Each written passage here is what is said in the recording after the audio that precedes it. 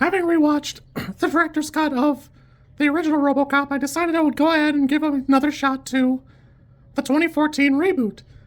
And I gotta be honest with you, I enjoyed the movie. I saw it in theaters. I remember having a good time. And I thought, man, this movie's pretty good. And I was surprised later on to find out that like other people didn't like it or cried about it or complained. And I'm convinced that a lot of you didn't give it its due diligence. For one, there's a Screen Rant article. I'll try and see if I can link it here. I probably can't link it here. At the end, it says there's not enough star power and it's too reliant on CG. Go back and look at that movie with your peepers, whatever eyeballs you have on the front of your head, and you tell me it's too reliant on CG. The CG looks great. Sure, there's not a lot of practical effects, but you see how the original Alex Murphy looks when he's Robocop.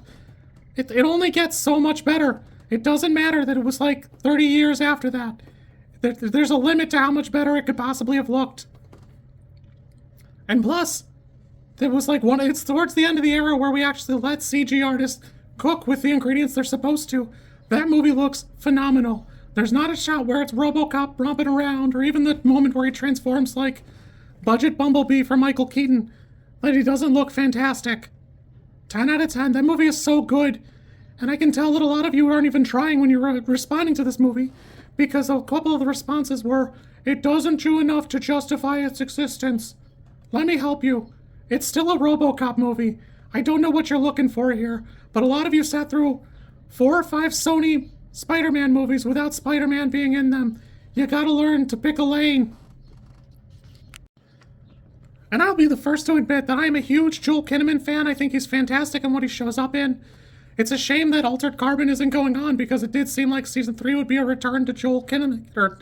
Yeah, Joel Kinnamon, I was right. It's not Takeshi Kovacs, it's Joel Kinnamon.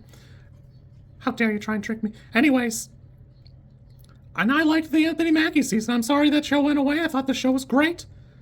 But let's go down the list. Joel Kinnamon, Gary Oldman, Michael Keaton, Abby Cornish, Jackie Earl Haley, and all of them are doing a pretty good job. There are other names. I'm not gonna go down the whole list for you. You're gonna have to take your own time. When you rewatch this movie and admit that I'm right, you can look at the list yourself. And there's parts of it I'm not in love with. That, like, the partner is not a big deal in this movie. He's clearly present and he plays a role, but it's not as fixated as it is in the previous movie.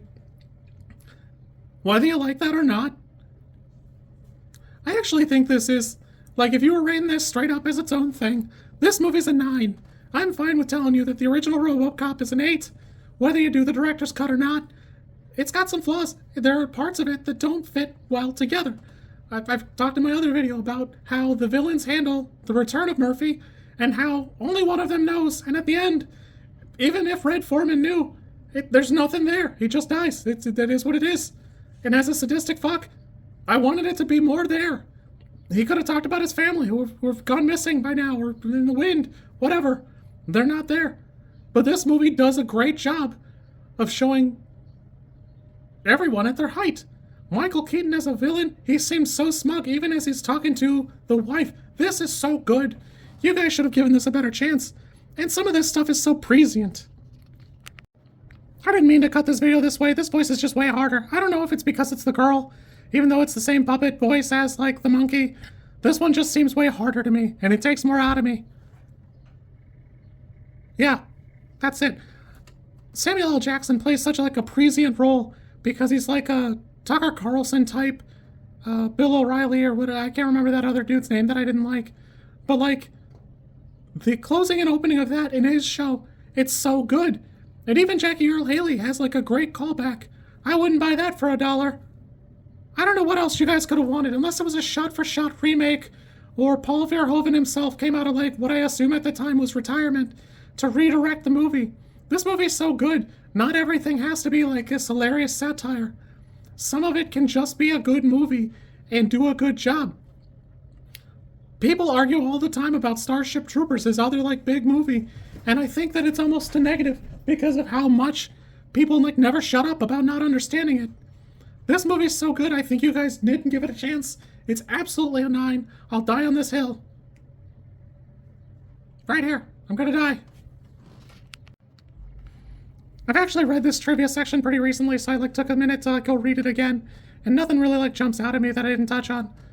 There are a lot of like parts of the new movie that do such a good job being such a love letter to the original that I think more of you need to watch the director's cut Robocop, thanks puppy, and then go watch this because it does such a good job and it's such a good love letter to the original. I think it's absolutely better just in that regard, like to rate it by itself. This is fantastic. I'm going to keep this one as a 9, and I still have Robocop 1987 as an 8. Try me.